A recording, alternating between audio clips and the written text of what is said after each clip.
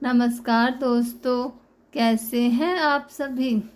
आइए आज हम जानते हैं आखिर क्यों गणेश जी को तुलसी नहीं चढ़ाई जाती है। तो चलिए शुरुआत करते हैं।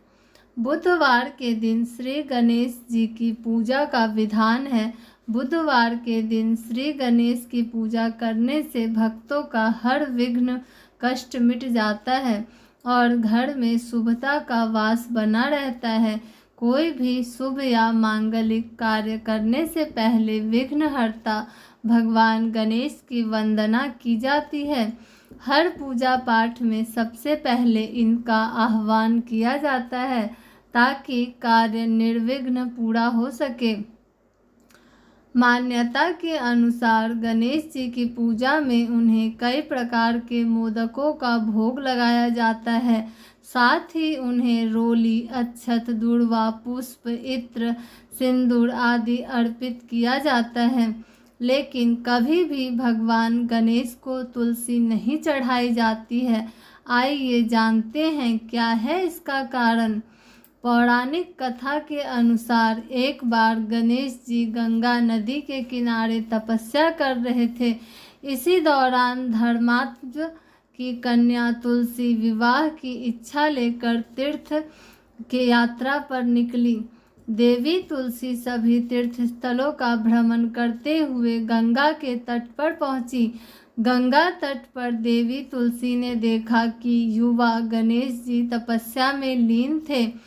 शास्त्रों के अनुसार तपस्या में विलीन गणेश जी रत्न जटित सिंहासन पर विराजमान थे।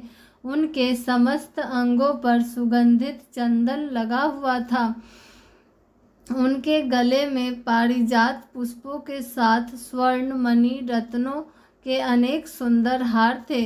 उनकी कमर में अत्यंत कोमल रेशम का लाल पीतांबर लिपटा हुआ था। देवी तुलसी गणेश जी के इस सुंदर स्वरूप पर मोहित हो गई। उनके मन में गणेश से विवाह करने की इच्छा जागृत हुई।